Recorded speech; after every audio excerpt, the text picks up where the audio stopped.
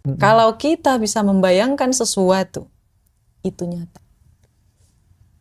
Kalau Mas bisa ngebayangin Mas, ya, masuk ke dalam sebuah gedung dan gedung itu punya Mas, kayak gitu. Mas ngebayangin, itu nyata. Nggak tahu gimana caranya, nyata. Uang itu akan ngikut berjalan sesuai dengan tapak langkah kaki kita. Orang kalau bergerak mikirin duit dulu, harusnya bergerak dulu, uangnya pasti ngikut. Uang itu mengikuti siapa kita. Uang itu mengikuti siapa kita. Kalau kita mau uang miliaran, kita harus jadi orang yang value-nya miliaran. Kalau kita mau uang miliaran, tapi otak kita berpikir dari mana ya uangnya? Kayaknya nggak mungkin lah bisa kayak gitu. Kayaknya ngapain ya? Kayak gini, nanti kayaknya nggak sanggup lah. Jadi banyak halangan gitu loh Mas. Dan dia nggak bisa melihat dari mana uang miliaran ini datang.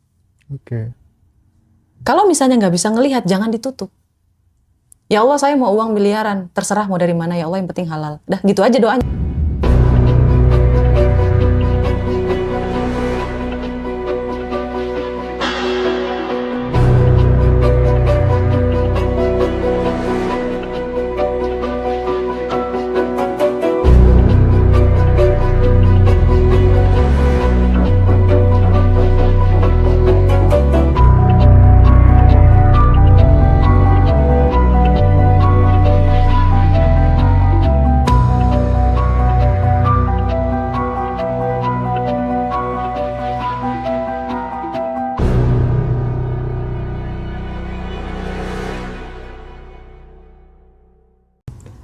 Apa bedanya Kak, usaha yang selaras dengan usaha yang lahir dari kekuatan?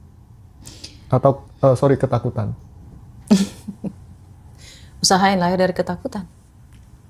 Kalau misalnya mau ngelakuin law of attraction, kalau kamu takut, lakuin aja. Bahkan ketika saya mau kemari, saya gemetar loh Mas. Tapi dilakuin aja? Mas mau saya liatin nggak topik yang saya print? Coba, Silva, di buku saya. Menarik ini. Mas percaya nggak, saya sampai print hanya untuk mau berbicara dengan Mas. Gila. Ini berapa lembar? Tuh. Jadi jangan bilang, kalau kamu mau the best, do the best. Gitu loh. Tuh, banyak loh Mas. Jadi kalau ada orang yang ngerasa kayak, oh saya pasti jadi kaya, terus dia nggak ngapa-ngapain. Itu artinya dia nggak ngelaksanain kunci kelima, usaha intuisi. Harus ngapa-ngapain intinya gitu ya. Usaha intuisi Mas. Ya, misalnya nih, saya mau belajar, bukan belajar, saya mau podcast. Tapi kalau otak saya ini tidak diingatin lagi hal-hal yang saya baca. Saya baca bukunya kan banyak ya. Kemarin saya baca buku tentang selling sama bisnis. Terus tiba-tiba mau ngomongin energi, bisa connect. Nggak connect saya. Jadi saya belajar lagi, diulang lagi biar saya bisa ngelakuin yang terbaik. Nah itu usaha intuisi. Kayak gitu loh Mas. Lantas apa hubungannya kondisi batin dengan mudah atau sulitnya uang datang? Ada nggak kaitannya dengan kondisi batin dengan keuangan kita? Ada. Misal, yang paling contoh yang paling ini ya Mas ya. Waktu saya jadi Gojek tuh ya. Waktu saya jadi Gojek, jujur aja kenapa? Karena itu momen terendah dalam diri saya, dalam hidup saya kayak gitu. Teman-teman saya udah punya SPBU. Iya, teman saya udah luar biasa, udah jadi diplomat di daerah di negara Jerman kayak gitu. Teman saya udah kerja jadi supervisor. Udah hebat lah intinya kayak gitu. Dan saya masih jadi ojol. Dan ketika saya jadi ojol Mas, yang saya lihat selalu uang. Yang saya hitung selalu uang. Saya berpikir kok uang saya dikit ya, hasilnya dikit ya. Dan saya berfokus sama sulitnya mendapat uang. Karena saya kesulitan mendapatkan uang. Akhirnya saya berpikir bahwa uang itu sulit untuk dicari. Ternyata salah. Mas tahu nggak? Nah, ketika saya mulai nyadar, wah, kayaknya saya nggak boleh deh berpikiran uang itu sulit. Uang itu hanyalah angka sebenarnya. Saya hanya tidak terbiasa memegangnya. Kalau misalnya saya terbiasa megang 50.000 sampai 500.000, maka bagi saya uang 1 juta itu istimewa. Oke. Tapi ketika saya terbiasa memegang uang 1 juta, 3 juta, maka 5 juta terasa istimewa. Oke. Nah, kala itu saya mulai berpikir Mas, oh ada yang salah di sini nih. Ya udah, saya biasain diri untuk mulai bahagia. Saya mulai joget-joget tuh Mas ketika mau nganterin pesanan nih. Halo, selamat pagi. Silakan Ibu pesanannya. Saya mulai kayak gitu selama 6 bulan. Mau dia ngasih tip apa enggak, mau dia marah atau enggak, saya tetap baik. Selama 6 months. Iya, karena saya ngerasa kayak saya bekerja, bukan masalah uangnya. Nah, ketika suatu hari saya udah mulai nih Mas mengulang identitas lama dan diperbaiki, saya isi ulang dengan afirmasi, right? Ya kan, diisi ulang dengan afirmasi. Terus setelahnya saya berpikir lagi, ya Allah ya Rabbiku, enak kali ya kalau aku kerja, gajinya itu sekitar 7 jutaan, lebih dari UMR. Enak kali ya Allah kerja kayak gitu, kerjanya cuma 2 jam, nggak ngapa-ngapain setelahnya, aku bisa ngonten setelahnya. Ya Allah enak kali kayak gitu, jadi pengen deh. Terus ngebayangin saya kayak gitu Mas. Mas percaya nggak? Seminggu kemudian saya diterima kerja. Keren. Karena saya ngerasa saya sudah mampu untuk menerima gaji segitu Mas. Padahal 5 tahun saya nganggur. Gimana ceritanya orang nganggur 5 tahun terus tiba-tiba diterima gajinya lebih dari UMR kayak gitu. 5 years. Ya 5 tahun nggak ngapa-ngapain.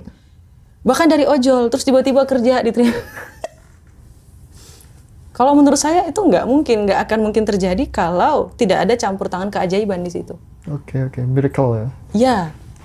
Terus tiba-tiba waktu saya tanya kenapa Bapak nerima saya, bahasa Inggris ya Mas ya, soalnya saya kerja dulu di perusahaan asing. Iya. Dia bilang, kamu tidak menyerah. Oh, saya langsung nangis Mas. Pulang saya wawancara dari situ saya langsung nangis. Karena memang selama saya nganggur dan jadi ojol, saya buat video sebanyak 360 video. Setiap hari saya ngasilin video. Dan itu masuk dari penilaiannya ya? Yes. Orang melihat dari kerja kerasnya itu ya? Yes. Tanpa pantang menyerah. Oke. Lalu banyak orang juga kan yang bilang, rezeki seret, kayak gitu, susah dapat rezeki. Nah, kira-kira nih, emosi apa yang membuat rezeki kita semakin menjauh? Kira-kira ada nggak emosi semacam itu? Ada Mas. Ada ya? Ada. Pertama, mereka pelit sama diri mereka sendiri. Sama dirinya aja pelit. Iya. Misalnya nih Mas, mereka baik sama orang lain. Baik banget. Tapi ke dirinya tuh pelit. Oke. Bahkan mau beli makanan aja mereka ngerasa bersalah. Mau beli kopi aja nih. Ya, kalau kata Timothy beli kopi di lobby hotel. Beli kopi aja nih, misalnya kopi yang murah-murah aja deh kayak gitu. Mereka ngerasa bersalah. Banyak Mas, banyak. Nanti lihat ada yang komen tuh. Itu juga sangat berpengaruh ya? Berpengaruh Mas. Mereka ngerasa mereka nggak pantas gitu. Mereka ngerasa mereka merasa bersalah ketika mereka nikmati uang sesuatu mereka. Yang... Dan ini sering terjadi sama sandwich generation. Oke, berarti kalau saya tangkap itu tidak menghargai diri sendiri gitu? Yes. Dan kalau tidak menghargai diri sendiri, tidak mencintai diri sendiri, tidak membuat dirinya bahagia, dia akan sulit dalam rezeki. Masuk. Bahagia dulu Mas. Kuncinya itu cuma itu. Sebenarnya ada 5 kunci ya Mas ya. Yang pertama itu bersyukur. Waktu saya jadi gojol itu, saya nggak mandang uangnya. Mas percaya nggak, saya hidup dari tabungan bukan dari ojolnya. Oke. Jadi saya itu hidup dari bisnis yang lalu. Bisnisnya di luar Pulau Jawa, saya bawa uangnya, saya jadi ngojol. Ojol ini, saya juga bingung kok bisa saya ngojol. Karena memang saya nggak suka, nggak ngapa-ngapain. Harus aktif gitu ya? Harus aktif, karena saya nggak mau jadi orang yang pemalas. Betul. Jiwa-jiwa pendekarnya luar biasa memang ya. Petarung ya. Bisa dicontoh ini teman-teman, sesuatu yang sangat luar biasa ya. Mereka ini Kak Roma ini petarung. Kalau bahasa Medan ya? Iya, Roma itu artinya datang lah. Nama saya aja datang. Kalau panggilan mbaknya di Medan apa? Uni? Enggak. Apa? Itu Uni, sekretaris saya itu. Oh, Uni. Iya. Oke. Boleh. Kakak, kalau di kakak ya. Itu, kalau orang Batak bilangnya itu. Lantas bagaimana nih Kak, cara kita untuk berdamai dengan uang secara batin? Pertama, definisi uangnya harus diperbaiki. Definisi uangnya harus diperbaiki. Uang itu mengikuti siapa kita. Uang itu mengikuti siapa kita. Kalau kita mau uang miliaran, kita harus jadi orang yang value-nya miliaran. Kalau kita mau uang miliaran, tapi otak kita berpikir dari mana ya uangnya? Kayak nggak mungkin lah bisa kayak gitu. Kayaknya ngapain ya? Kayak gini, nanti kayaknya nggak sanggup lah. Jadi banyak halangan gitu loh Mas. Dan dia nggak bisa melihat dari mana uang miliaran ini datang. Oke. Kalau misalnya nggak bisa ngelihat, jangan ditutup. Ya Allah, saya mau uang miliaran, terserah mau dari mana ya Allah, yang penting halal. Dah gitu aja doanya. Kalau menurut saya Mas ya, itu betul loh. Lalu bagaimana caranya kita untuk merasa berkelimpahan tapi tidak palsu? Banyak kan sekarang yang tapi semua palsu. Gini loh Mas, sebenarnya ada orang yang salah paham tentang terjemahan dari keberlimpahan ini. Sebenarnya keberlimpahan itu di mana Masnya ngerasa cukup, bukan soal materi, tapi ngerasa cukup. Cukup, enough. Kalau misalnya nih Masnya masih tinggal di kontrakan misalnya kayak gitu, tapi semuanya cukup. Mau makan enak bisa, mau berobat bisa, punya istri cantik atau punya suami ganteng. Aku sih kalau punya istri cantik dan tinggal di kontrakan. Kamu dari mana sih? Dan selalu makan enak. Iya, mau makan ke restoran bisa, ngasih jajan ada, semuanya serba cukup Mas. Keberlimpahan yang diomongin sama orang-orang, kalau menurut saya itu tentang selera Mas, itu selera. Berarti kita salah mengartikan ya, bahwa berkelimpahan itu biasanya diartikan dengan banyak uang, banyak harta benda, mungkin seperti itu. Kalau saya ditanya seleranya kayak gitu nggak keberlimpahannya? Yes, tapi ada orang Mas yang dia mau, ya saya cukup sehat, saya punya uang, saya mau jalan-jalan ke luar negeri ada, saya mau sedekah ada, saya mau naik haji ada, ya saya mau kayak gini aja. Yang penting saya punya kontrakan, udah enough, dia bilang kayak gitu. Itu keberlimpahan Mas. Nggak ada rasa berat di hatinya. Itu keberlimpahan sebenarnya itu. Kakinya bebas melangkah kemana aja. Oke. Tapi banyak juga orang yang disuruh merasa cukup, tapi batinnya masih merasa lapar, merasa hungry, kayak gitu. Bagaimana tanggapannya Kak Roma ini? Kalau menurut saya dia munafik. Munafik ya? If you love money, kalau kamu suka uang, akuin aja. Semakin kita menyukai sesuatu, memang dia akan semakin lari. Tapi kalau kita tidak mengakui sesuatu, dia tidak akan datang. Jadi ada yang namanya sistem tarik ulur Mas. Kita pengen tapi kita nggak menginginkan. Kita suka tapi tidak menginginkan. Kayak gitu. Jadi ada orang yang ngerasa kayak, aku nggak mau kaya, tapi ketika dikasih uang 1 miliar dia bahagia. Saya nggak mau kaya, saya udah ngerasa cukup, tapi ketika dikasih rezeki nomplok, dia bahagia. Banyak yang seperti itu ya? Banyak Mas. Jadi ketika ada orang ngomong tentang keberlimpahan ini segala macam, wah kamu mau nipu ya? Allah bilang aja kamu kan mau ngambil kelas. Biar kamu ini, biar kamu itu. Oke.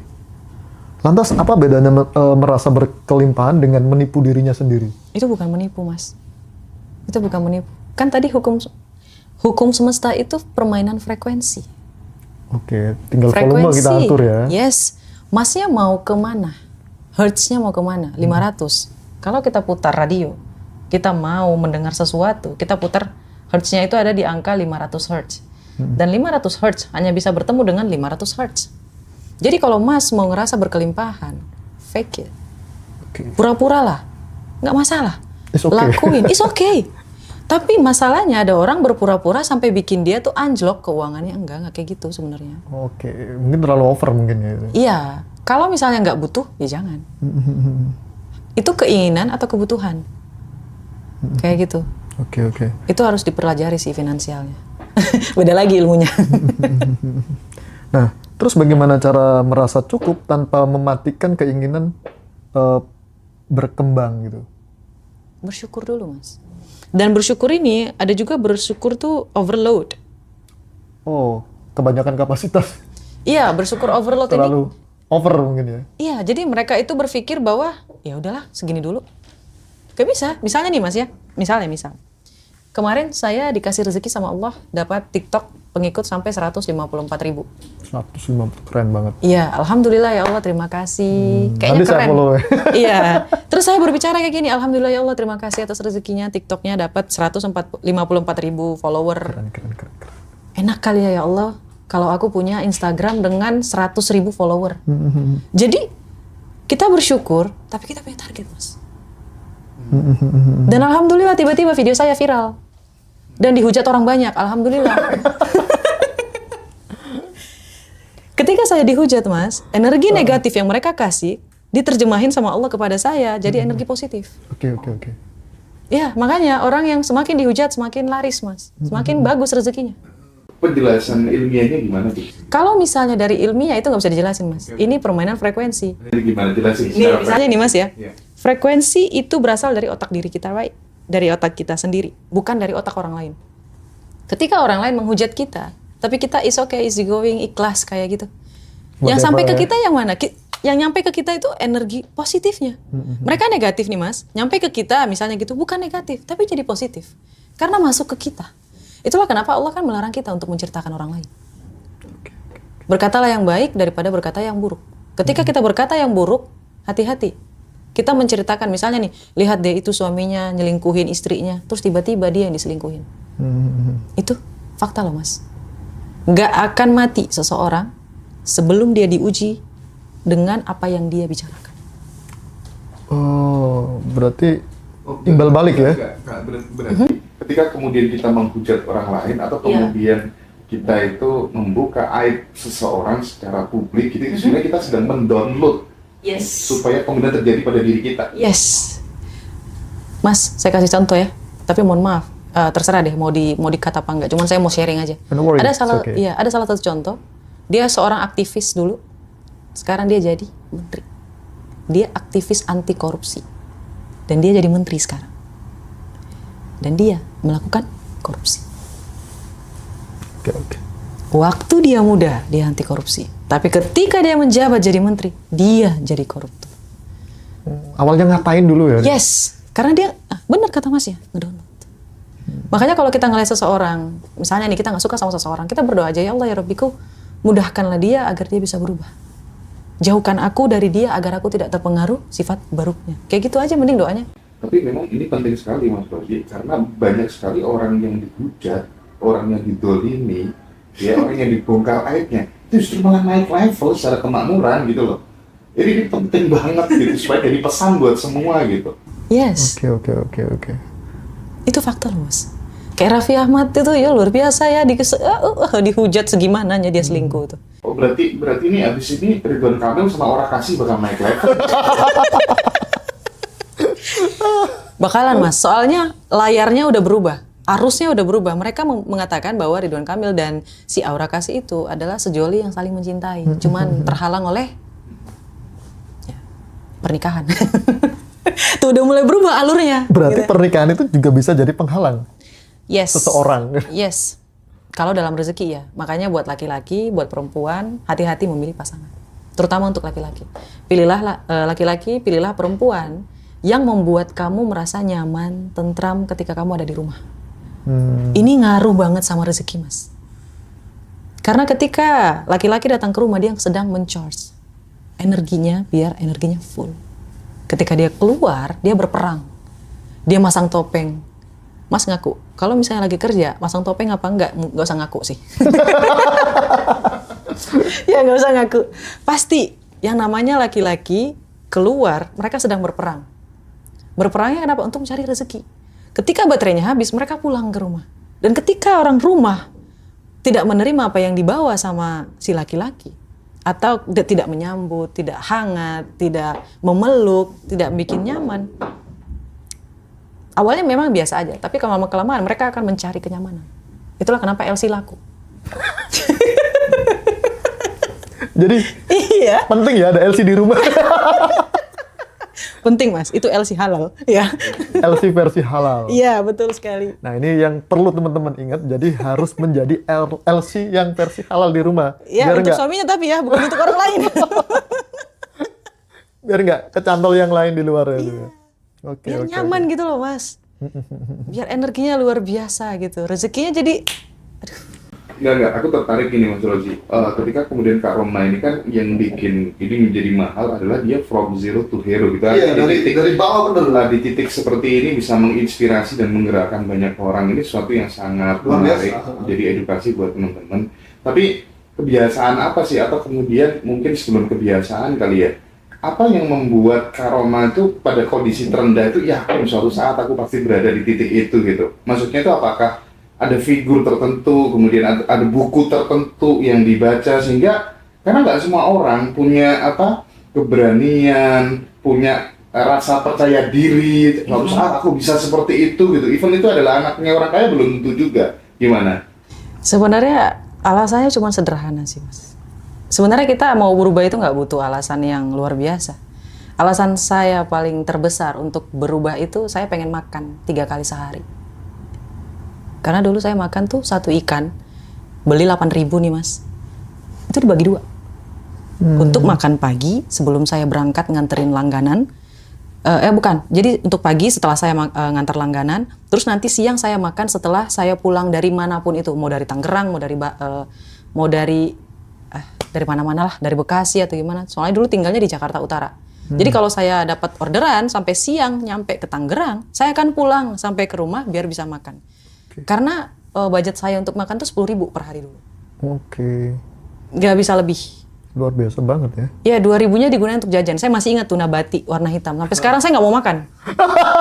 Sampai sekarang saya nggak mau makan Mas. Kenapa? Masa lalu ya? Yes. Karena ketika saya mulai mengingat, itu bawaan saya tuh jadi energi jadi kayak gimana ya Mas ya? Nah ini sesuatu yang baru Mas Hendra. Biasanya orang itu malah Nggak cari mau. yang dulu, oh saya pas waktu susah saya makan ini. Nggak mau Mas. Oh beda ya berarti Iya. Saya udah naik tangga ya ngapain lagi. Nanti aja. Kayak gitu. Nggak mau. Oh gitu rumusnya. Iya kalau mau saya belinya yang gede. Nggak lagi yang mau yang 2.000-an itu. Bahkan sekarang kalau saya makan, saya nggak mau bungkus pulang bawa ke rumah, saya nggak mau lagi. Nggak mau. Saya jadi terbiasa jadinya. Oke. Misalnya nih Mas ya, kalau dulu saya makan harus habis. Kalau sekarang pikiran saya, oh ya udah kalau nggak habis berarti ini adalah rezeki untuk cacing, untuk kecoa, untuk semut, untuk siapapun lah. Itu mulai dirubah Mas. Kalau dulu nanti nasinya nangis, nggak bisa nih, nanti ini nggak. Kasihan. Iya kasihan. Karena saya merasa kekurangan, makanya saya ngerasa itu harus dihabiskan. Meskipun udah kenyang kita petel-petelin gitu. Iya betul. Dan akhirnya jadi gendut kan. Kalau misalnya ada perempuan, ini kebiasaan ya Mas ya. Kalau badannya lumayan gitu, itu pasti karena dia selalu bilang, sayang makanannya. Padahal mah, kan kecoa juga butuh makan, cacing juga butuh. Banyak makhluk Tuhan yang lainnya. Iya, ularnya juga. Jadi kalau misalnya, ya niatin aja ya Allah, aku sedekahkan makananku. Kayak gitu. Oke. Lantas apakah kelimpahan itu rasa kesadaran atau kondisi hidup? Kalau menurut saya itu rasa kesadaran ya Mas ya. Kondisi hidup itu akan mengikuti. Uang itu mengikuti siapa kita. Kalau Mas sudah ngerasa cukup, bahagia, kelimpahan itu akan datang. Sama kayak Mas ya, dulu saya cuma bisa lihat videonya. Terus sekarang saya diundang di sini, right? Duduk bareng di sini. Tapi Kak Roma, waktu masih proses itu kalimat apa sih yang senantiasa diulang-ulang? Aku sebenarnya tuh betah banget ya kalau ngobrol dengan yang model kayak gini karena nasib kita itu sama gitu. Aku dari dulu selalu ngulang-ulang kalimat uang itu seperti udara kok ya ada di mana-mana, itu bertahun-tahun gitu ya. Yang kedua, cukup sekarang kerjakan hobi, kumpul orang-orang yang saya sayangi, punya penghasilan tak terhingga gitu. Dan kalimat yang saya ulang-ulang terus hingga kemudian menjadi belief itu, realitaku nggak jauh-jauh dari kalimat yang aku ulang-ulang itu. Nah, karena pengalamannya tentang bagaimana mengulang-ulang kata-kata sampai menembus subconscious mind-nya itu gimana? Ada satu orang dalam hidup aku ya Mas ya, dia selalu bilang kayak gini, Roma, kamu terlahir untuk jadi orang hebat. Ada satu hal yang orang lain nggak punya, kebanyakan, tapi kamu punya. Kamu bisa meresap apa yang kamu baca dan kamu sampaikan ke orang lain dengan cara yang mudah. Itu saya terdiam Mas. Saya diam, artinya saya berpikir, saya memang terlahir berbeda. Saya pasti bisa sukses. Saya bisa sukses, saya pasti bisa sukses. Saya memang akan sukses. Pokoknya gitu aja ngomongnya. Semua setiap hari kayak gitu bener. Ini cuma masalah waktu. Saya gagal ini hanya untuk menempa diri saya. Hanya untuk menempa hati saya. Biar nanti kalau ketemu yang sulit, nanti juga lewat. Nanti juga lewat. Lewat. Kayak gitu. Ini kalau saya nggak gagal dulu Mas, saya nggak akan berpikir uang itu gampang dicari. Uang itu ngikut Mas. Gimana cara ngomongnya ya? Uang itu akan ngikut berjalan sesuai dengan tapak langkah kaki kita. Orang kalau bergerak mikirin duit dulu, harusnya bergerak dulu, uangnya pasti ngikut. Uangnya pasti ngikut. Kalau kita, misalnya nih Mas ya, kita kerja sama orang, tulus dulu. lakuin yang terbaik kayak gitu. Siapa yang tahu nanti kita punya perusahaan, karyawan kita kayak gitu ke kita. Saya selalu nanamin pikiran kayak gitu, Mas. Kalau misalnya saya bawa customer, saya layanin gitu. Nah nanti kalau misalnya saya punya perusahaan tentang jasa, saya punya karyawan yang seperti saya. Oke. Saya selalu berpikir kayak gitu. Pasti balik ya. Balik, Mas. Ini rotasi soalnya. Hidup Mirror ini tadi rotasi. Hidup itu mirror. Keren. Saya tuh pernah berada di satu titik sambil minum karena ya. Iya, soalnya saya orangnya hausan banget ya, Mas. Berada di satu titik di mana saya dulu kan lama di instansi sekolah gitu kan ya, ngajar, dan saya selalu berkata sama diri saya, aku ngajar itu untuk pengabdian. Nanti uangnya itu dapat dari luar yang lebih banyak gitu kan. Terus kemudian ketika jadi wartawan 6 bulan gak digaji, pindah lagi ke portal yang online yang lain gak digaji lagi gitu. Itu kan sakit hati. Pada saat sakit hati itu ibaratnya saya menyabda diri saya, nanti aku bakal gaji banyak kru, banyak orang gitu. Jadi ada rasa nggak terima, tapi selalu aku lampiaskan ke hal-hal yang positif supaya kemudian naik level secara kemakmuran gitu. Yes. Nah itu tuh gimana, Kak Roma? Aku setuju sih, Pak. Mas, aku setuju banget ya, maaf. Berhubung dia guru. Iya. Aku setuju, Mas. Aku setuju banget. Jadi tadi yang saya dengar dari kalimat Masnya, pertama, kenapa bisa gagal kalimat pertama? Karena Masnya berharap ada uang dari luar. Masnya berpikir bahwa ya udahlah, aku lakuin aja lah ini, uangnya dari luar. Akhirnya apa? Masnya jadi dapetnya misalnya nih uang dari luar. Kalimatnya sedikit ambigu. Dari luar bisa saja dari instansi luar, bukan instansi pendidikan. Nanti dapat uang dari luar. Akhirnya Mas keluar dulu dari instansi pendidikan, baru dapat duitnya dari luar. Makanya kalau kita berdoa tuh emang harus rinci. Nah, ketika Masnya bilang suatu hari nanti aku akan menggaji orang lain, itu kan rinci ya, menggaji orang lain. Artinya dia pengen jadi bos. Dan diikuti sama emosi kan. Yes, itu betul, Mas. Dan percaya. Yang terlibat, itu jelas lah. Masnya yakin kan? Yakin banget. Ada orang yang enggak, Mas. Dia cuma ngomong doang, tapi dia nggak yakin. Dia mikirin gimana caranya. Padahal mah. Bahkan dalam pengalamanku yang aku jalani itu Kak Roma, ketika kemudian aku melibatkan sebuah emosi secara intensif gitu, doain jelek orang, itu sering banget jadi kenyataan. Terus kemudian aku lihat kan di film Mahabharata itu kan ada kan, yang misalnya anaknya disakiti gitu, ingat ya suatu saat nanti kamu akan mati dalam kondisi, kan ada di film Mahabharata, terus kemudian petir kayak gitu kan. Jangan-jangan gitu juga ya. Ini kaitan self-conscious sih menurutku. Makanya kita harus hati-hati kan dengan lisan kita, even itu dalam lagu, ya kan? Iya kan? Itu betul, Mas. Soalnya di Law of Attraction kan ada, kalau dari aku ya, kan kita kan masing-masing practitioner gitu ada istilah-istilah ya, Mas ya. Cuman kalau saya itu memang saya singkat, jadi UM3B. Apa tuh? Yang pertama adalah apa ya istilahnya ya? Aduh, mohon maaf, saya pelupa kan. Iya, saya lihat dulu. Soalnya bahasa Inggris. UM3B. Iya. Jangan salah, nanti takut salah jadi Oh MBG. iya, benar.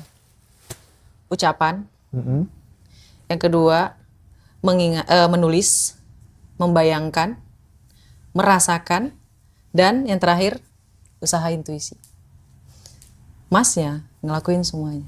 Dimulai dari ucapan, dimulai dari menulis, ya. Ketiga, membayangkan. Keempat, merasakan. Yang kelima, usaha intuisi. Dilakuin semua. Pasti berhasil. Kalau, bentar ya Mas sebelum saya lupa. Kalau kita bisa membayangkan, Mas, ini keajaiban ya, Mas ya. Kalau kita bisa membayangkan sesuatu, itu nyata. Kalau Mas bisa ngebayangin, Mas, ya, masuk ke dalam sebuah gedung dan gedung itu punya Mas, kayak gitu. Mas ngebayangin, itu nyata. Nggak tahu gimana caranya, nyata. Di lain hari mungkin muncul ya? Yes. Kalau Masnya yakin, kayak Mas yang sana, yakin dulu. Lanjut Mas, tadi aku potong. Iya sih, jadi kata kunci, ada dua kata kunci yang aku lihat dari Kak Roma yang nggak tahu ya, ilmu bayangkan dan rasakan tuh di kelas-kelas lain tuh dijual mahal banget tuh. Iya kan? Nah dengan bayangkan dan rasakan itu kan seseorang udah dapat end produknya kan. Yes. Rasanya udah dimainkan dulu gitu. Yes. Cuma nih jadi masalah ya kalau kita ngomong soal loa itu ya. Loa itu bakal menjerumuskan jika kemudian dipelajari orang-orang yang malas. Itu terjadi mas di Arab. Jadi dia tuh melakukan law of attraction. Terus di dalam doanya itu dia ingin uang sebesar $1 juta atau berapa miliar gitulah pokoknya. Dia berdoa tapi dengan cara law of attraction. Dan dia tidak menyebutkan dengan detail, right? Akhirnya suatu hari terjadi anaknya disekap, minta tebusan, dia nggak bisa kasih, akhirnya anaknya mati. Terus pemerintah mengganti uangnya sesuai senominal yang dia mau. Bahaya banget ya. Sebenarnya iya. Karena permainan frekuensi. Jadi gini loh, sebenarnya mas ya, kalau yang nggak percaya frekuensi itu, kalau menurut saya sih sayang. Kenapa? Kalau kita mau menang dalam suatu game, kita harus tahu rules-nya. Kita harus megang gitu loh. Kita harus mengikuti peraturan. Dan hukum semesta ini bermainnya pakai frekuensi. Kalau kita nggak tahu cara bermain frekuensi, kita akan ketinggalan. Orang udah melangkah jauh ke atas, kita masih kayak, oh frekuensi itu apa gitu. Nah ketika dikasih seminar, ini mas saya juga bilang mahal, right? Saya ikutin seminar dulu, baru saya bisa ngomong kayak gini. Kenapa saya kasih murah? Gak apa-apa. Uang manusia kan masih dikit kalau dibanding sama uang Allah tuh. Nanti Allah kasih ke saya. Oke. Tak terbatas ya. Ya, insya Allah. Karena yang dipengen itu, ya pengen sih uang. Tapi bukan itu yang saya mau. Kayak gitu. Oke. Lalu kita kan sering banyak orang yang, luarnya aja kelihatan bahagia, happy. Tapi intinya, dalamnya kosong. Kita kan sering banget lihat seperti itu. Kosong. Oh, berarti dia belum bahagia, mas? Apa yang menyebabkan mereka... Kelihatan loh orang yang bahagia apa enggak. Kalau Mas bisa lihat dari garis wajahnya. Yang sini nih. Nih.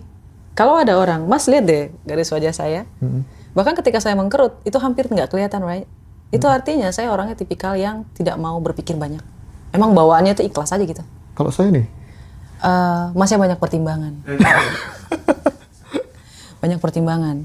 Dan dulu mungkin masih ada, tapi sekarang udah mulai menghilang. Karena udah nggak sering lagi kayak gini. Berpikir. Jadi orang yang banyak pertimbangan itu di dahinya itu ada bekas kayak gini di sini nih. Kayak gitu. Bahkan untuk kita perempuan sebenarnya menghindari orang kayak gitu. Oh, gitu ya. Ya, tapi kalau kayak Mas, ya Masnya ada dulu. Sekarang udah enggak. Sekarang udah enggak. Ngikut gitu loh Mas. Kelihatan kok orang yang bahagia itu Mas. Berarti even wajah pun juga mengikuti pertumbuhan kesadaran kita. Karena energi itu mempengaruhi aura Mas. Mungkin teman-teman yang lain bisa nggak percaya soal aura, tapi aku percaya karena energi mempengaruhi aura kita. Ketika energi kita bagus nih mas, kita jadi ngerasa kayak kita pengen cantik, kita pengen good looking, kita pengen kalau bahasanya itu tidak mau menyinggung orang, kita nggak mau ada masalah, kayak gitu loh mas. Kayak legowo aja gitu. Lepas. Ya udah gitu loh. Jadi orang yang sering banyak pertimbangan itu juga nggak bagus sebenarnya buat aura kita ya. Iya, sebentar aku izin potong sebentar Mas Roji. Oke, silakan.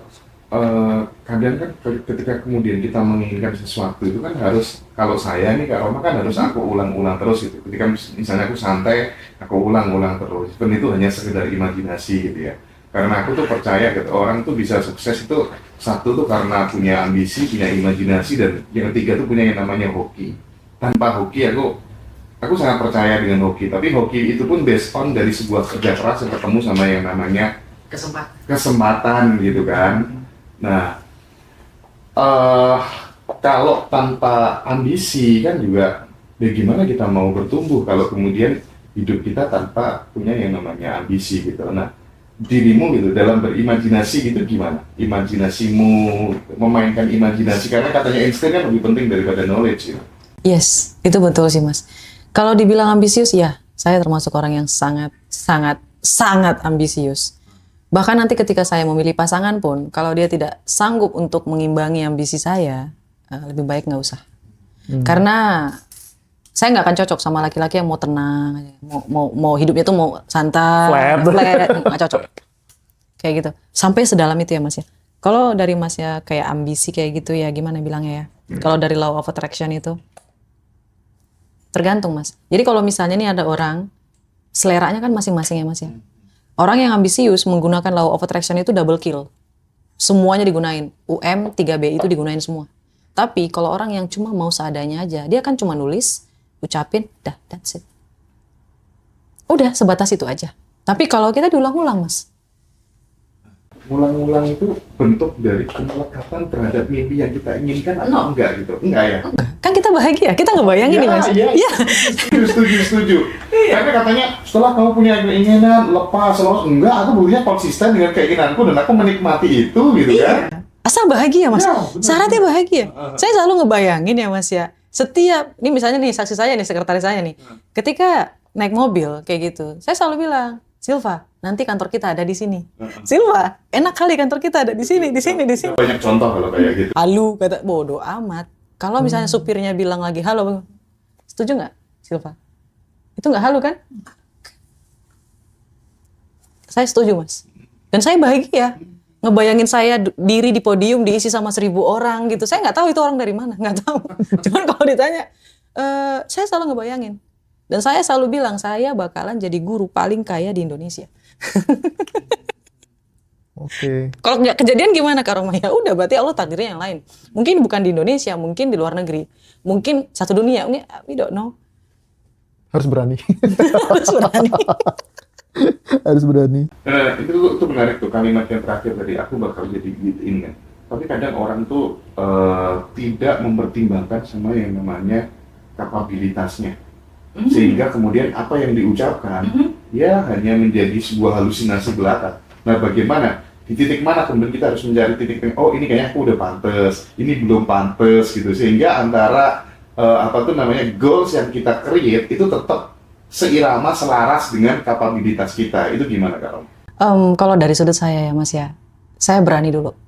Berani dulu. Karena saya seorang survivor. Saya akan menyesuaikan apa yang bisa saya lakukan. Serius. Roma, kamu bisa gini? Bisa. Kasih waktu seminggu, saya belajar. Bisa dulu ya, penting nanti Bisa. Pelajari ya. Bisa. Kayak Kamu bisa. gitu. Iya betul, Mas. Kamu bisa MC, Roma? Bisa. Bisa ngajar? Bisa. Yang penting bisa dulu. Bisa dulu. Siap dulu. Masalah salah itu kebelakangan. Sebenarnya mentor saya kemarin marah. Saya ngadain seminar langsung gitu loh, Mas. Saya nggak tahu nih gimana caranya bisa. Padahal saya belum pernah ngadain seminar gitu. Seminar offline. Kalau seminar online saya udah ngadain sampai 6 kali. Latihan kayak gitu. Gimana caranya? Nggak tahu. Biar aja Allah yang ngatur kayak gitu. Yang penting saya berani dulu. Gimana caranya? Kalau Allah kasih rezeki bagus, bagus. Kalau Allah nggak kasih bagus ya berarti nanti di lain hari. Kayak gitu aja pikirannya. Always kayak gitu. Biar lebih enteng ya, kita reduksi pikiran kita. Iya. Karena kalau nggak kayak gitu, Mas, kita bakal jadi overthinking. Benar. Kalau teman-teman nanya gimana sih, Kak, caranya supaya jangan overthinking? Ya gitu. Kalau Allah kasih, syukur. Kalau Allah nggak kasih, mungkin di lain hari dan diganti yang lebih terbaik lagi. Udah gitu aja. Biar apa? Biar nggak overthinking. Overthinking menghambat rezeki.